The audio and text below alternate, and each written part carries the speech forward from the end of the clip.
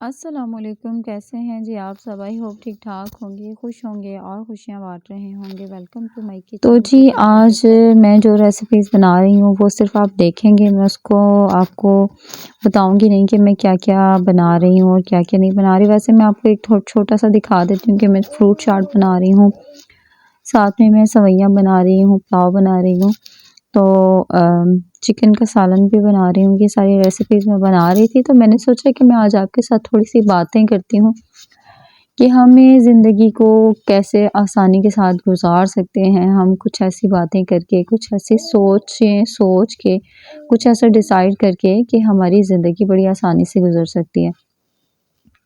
तो सबसे पहले तो हम लोग एक हाउसवाइफ़ होते हुए एक साथ में सारे बच्चों को लेकर हम लोग चलते हैं, बच्चों को भी सँभालते हैं, घर को भी सँभालते हैं, सारे घर के काम भी देखते हैं। तो हमें जो हमारे अंदर सबसे बड़ी चीज़ जो होनी चाहिए ना, वो होना चाहिए सब्र।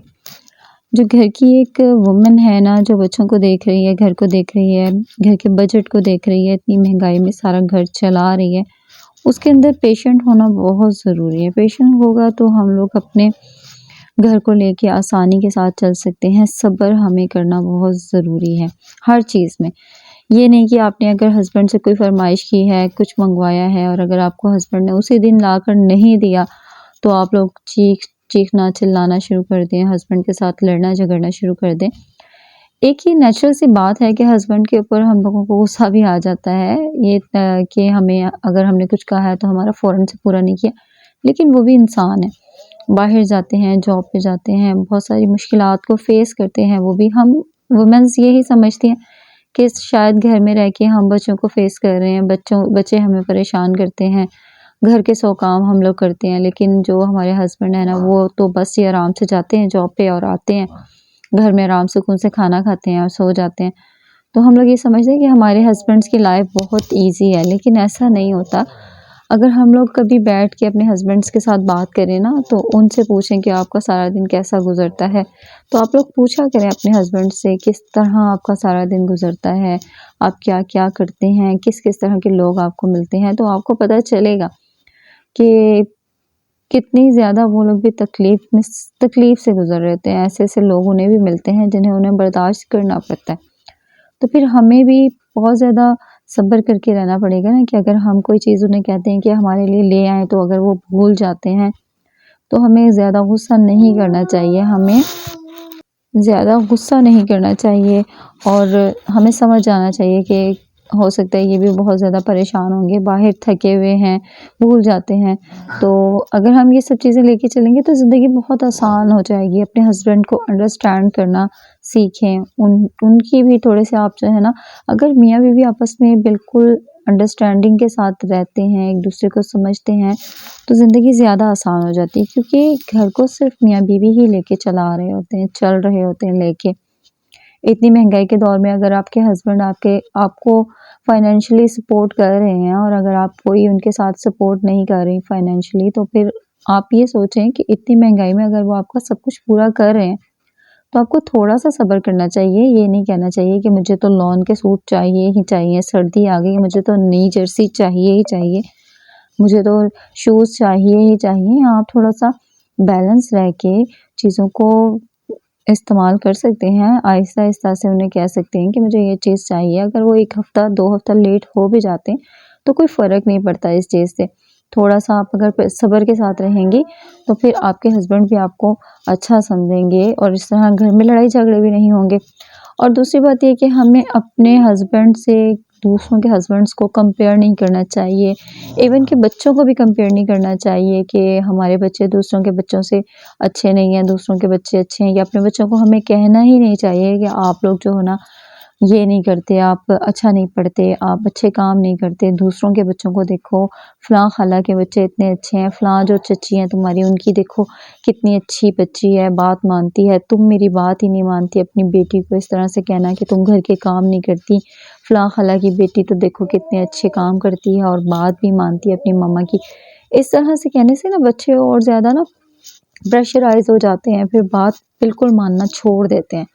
तो हमें किसी को किसी के साथ कंपेयर नहीं करना चाहिए। हमें ये समझना चाहिए जो हमारा बच्चा है वो माशाल्लाह खुद में बहुत अच्छा है और उसके अंदर वो खूबियाँ हैं जो दूसरे बच्चों में नहीं हैं। अपने बच्चों में, अपने हस्बैंड्स में अच्छी-अच्छी बातें, खूबियाँ खुद आपको ढूँढनी है। कोई आपको नहीं बताएगा कि आपका हस्बैंड बहुत अच्छा है, आपके बच्चे बहुत अच्छे हैं। दूसरे लोग आपको हमेशा वेट ही करेंगे, कभी भी आपको अच्छी बातें नहीं बताएँगे।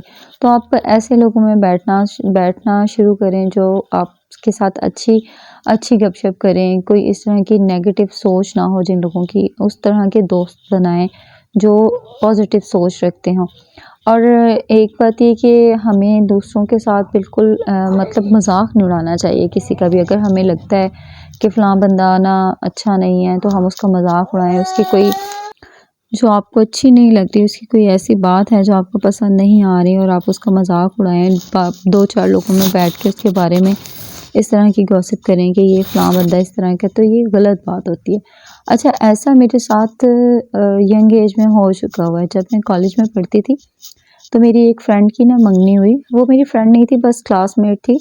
तो उसकी मंगनी हुई और उसकी मंगनी पे ना उसके जो सामान वग़ैरह आता था ना पहले कि चीज़ें आती हैं, सूट आते हैं, जूता, ज्वेलरी, ये वो सारी जो चीज़ें इस तरह से आती हैं ना, जो कुछ भी उसके आया ना जब उसके ससुराल की तरफ से, तो वो कॉलेज में पार्टी थी और उस पार्टी पे वो पहन कर आ गई।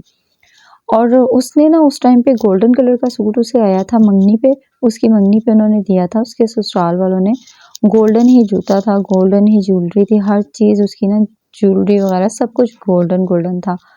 और मुझे ना उसका कुछ भी अच्छा नहीं लगा और मैंने उसे कहा कि उसको मैंने कहा नहीं, लेकिन बाकी दोस्तों के साथ ना मिलके मैं उसका मज़ाक उड़ा रही थी कि देखो गोल्डन कलर भी कोई लेकर आता है, कितना अजीब-सा लग रहा है गोल्डन कलर इन्होंने इसके कपड़ों का इसके ससुराल वाले लेके आए हैं, कैसी चॉइस है इनकी।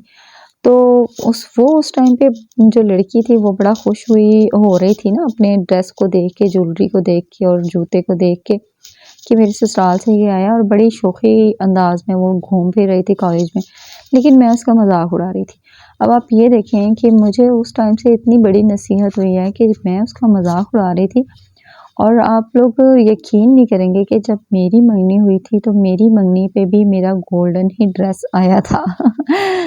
अब आप लोग सोच रहे होंगे, अच्छा मेरा फिर गोल्डन ड्रेस, गोल्डन जूता और गोल्डन ही ज्वेलरी वगैरह हर चीज़ ज़ाहिर-सी बात है फिर मैचिंग ही आनी थी। अगर सूट गोल्डन आएगा तो फिर हर चीज़ उसके साथ मैचिंग होती है। तो उस टाइम मुझे इतना अफ़सोस हुआ था अपनी उस कही हुई बात पे, उस मज़ाक करने पे कि मैंने क्यों मज़ाक उड़ाया उस लड़की का। मुझे नहीं उड़ाना चाहिए था। मुझे बहुत अफ़सोस हुआ इस चीज़ का। अच्छा, हम लोग बहुत सारी ऐसी बातें कर देते हैं अपनी ज़िंदगी में, सोचते नहीं हैं हम लोग कि ऐसा हो सकता है, हमारे साथ भी ऐसा हो सकता है, हमें नहीं करना चाहिए, किसी का मज़ाक नहीं उड़ाना चाहिए। तो मेरे साथ तो ये बिल्कुल हो चुका हुआ है, वो मैंने आपके साथ शेयर कर दिया। अच्छा, दूसरी बात मैं एक और आपके साथ शेयर करूँगी, कभी भी हम लोगों को किसी को देख के ना उसकी उसकी पर्सनैलिटी को जज नहीं कर लेना चाहिए एकदम से।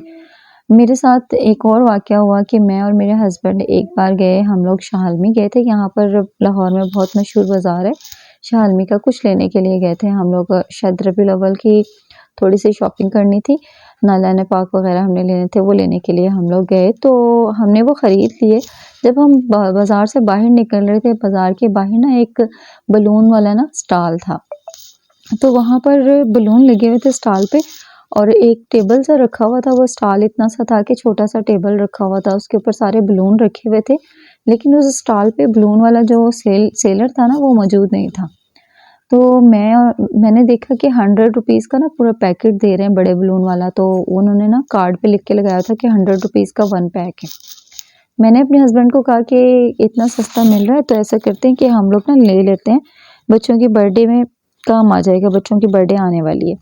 तो मेरे हस्बैंड ने कहा इस इधर तो कोई है ही नहीं है ना स्टॉल पे। मैंने कहा आप स्टॉल पे जाके खड़े हों बाइक लेके, तो आ जाएगा खुद ब खुद जो भी सेलर होगा।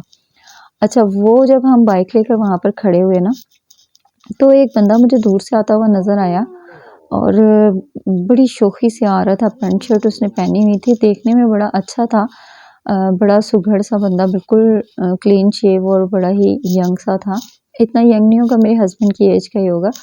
तो वो आ रहा था ना दूर से, तो मैंने उसकी तरफ देखा कि ये इतना शोखा बंदा है, पता नहीं क्यों ये इतनी शोखियाँ मारता हुआ आ रहा है। मुझे ये फ़ील हुआ कि वो शोखियाँ मार रहा है, लेकिन मुझे ये फ़ील हुआ था। अच्छा, अब वो जब आ रहा था सामने से और मुझे नहीं पता था कि वो बलून ही सेल करने वाला है ना।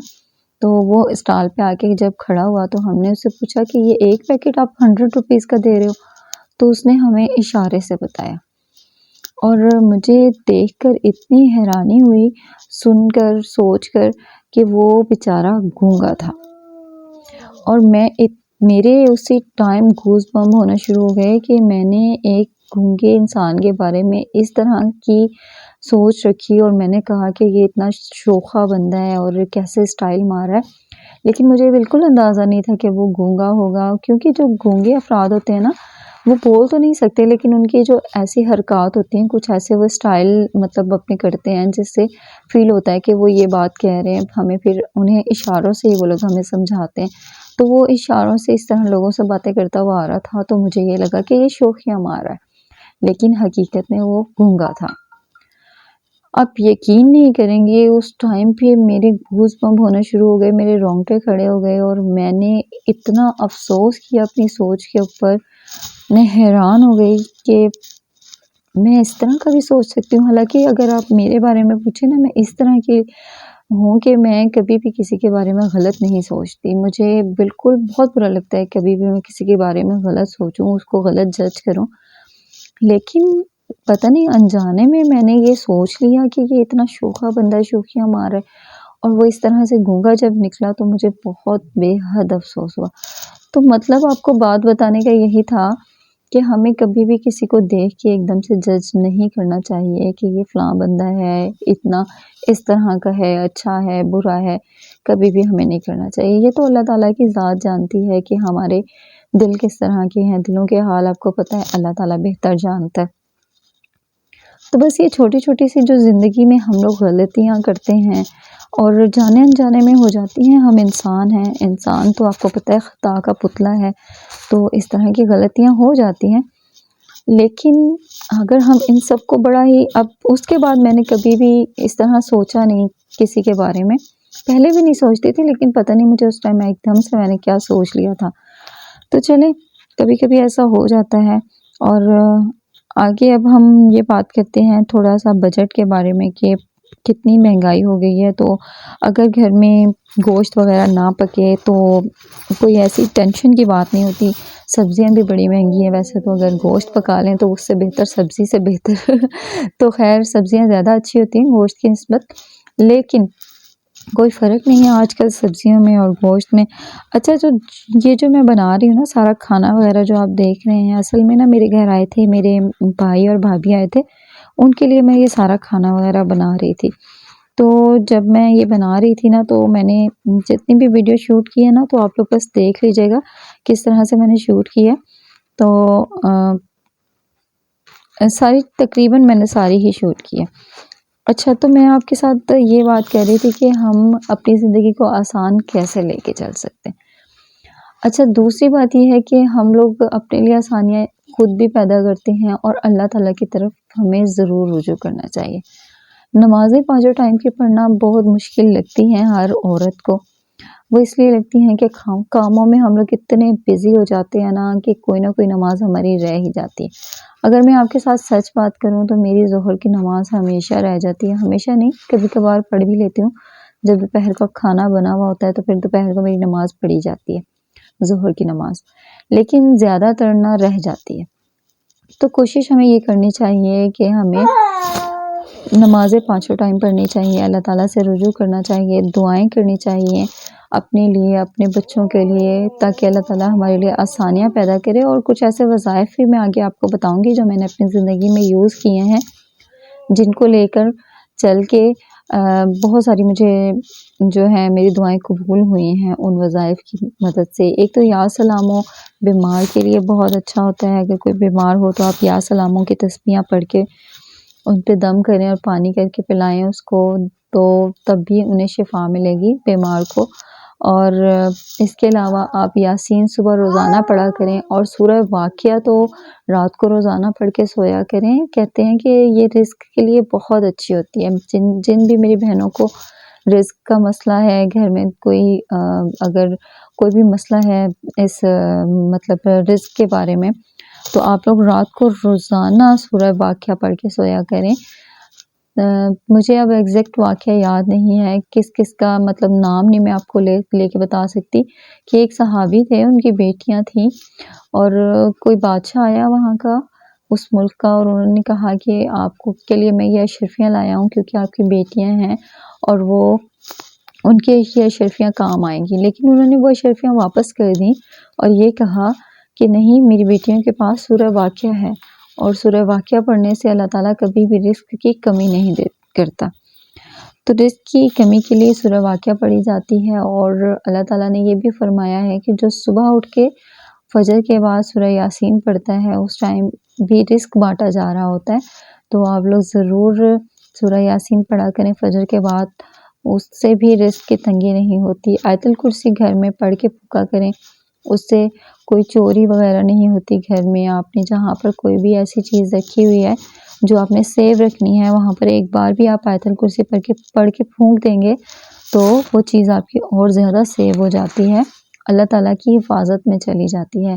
और बच्चे जब भी घर से बाहर निकलते हैं, तो आप उनके ऊपर भी सूरह ये जो आयतुल कुर्सी है, ये फूँका करें पढ़कर और बच्चों को सिखाएँ आप लोग आयतुल कुर्सी बहुत अच्छी है पढ़ने के लिए। जब बच्चे बाहर निकलें, आप उन्हें आयतुल कुर्सी का बताया करें कि आप लोग आयतुल कुर्सी पढ़ के जाया करें। अगर बच्चों को नहीं आती, तो आप लोग उनके ऊपर खुद पढ़ के फूँक दिया करें और बच्चों पे चारों कुल पढ़ के फूँका करें, उससे नज़र नहीं लगती बच्चों को। और बस हम लोग बच्चों को क्या कर सकते हैं, अल्लाह ताला की हिफ़ाज़त में ही दे सकते हैं। जो हालात हैं आजकल के, जो माहौल चल रहा है बाहर, हम लोगों को डर लगता है कॉलेज में और स्कूलों में किस तरह के माहौल हो गए हैं आजकल, पता भी नहीं चल रहा कि कॉलेजेस में कितना, आपको पता होगा कि पता नहीं क्या-क्या मंशियात फ़रोशी और क्या-क्या कुछ हो रहा है। बस अल्लाह ताला माफ़ करे, हम सबको बचाए इन बुराइयों से, हमारे बच्चों को बचाए इन बुराइयों से। अल्लाह ताला सबके लिए आसानियाँ पैदा करे और हमें आसानियाँ तक़सीम करने का शर्फ़ पैदा करे हम लोगों में और बस हम लोग सबको खुश रखें और खुश रहें। जब हम दूसरों को खुश रखते हैं ना, तो हम फिर खुद भी खुश रहते हैं। जब हम देखते हैं ना कि हमारी वजह से कोई खुश हो रहा है, तो फिर बड़ी ही दिली खुशी होती है। तो अपना ख़्याल रखिएगा, दुआ में याद रखिएगा। मेरे चैनल को लाइक, सब्सक्राइब, शेयर ज़रूर कीजिएगा। अगर वीडियो अच्छी लगी है तो फटाफट से लाइक कर दें। फिर मिलूँगी। अल्लाह हाफ़िज़, बाय बाय, अल्लाह हाफ़िज़।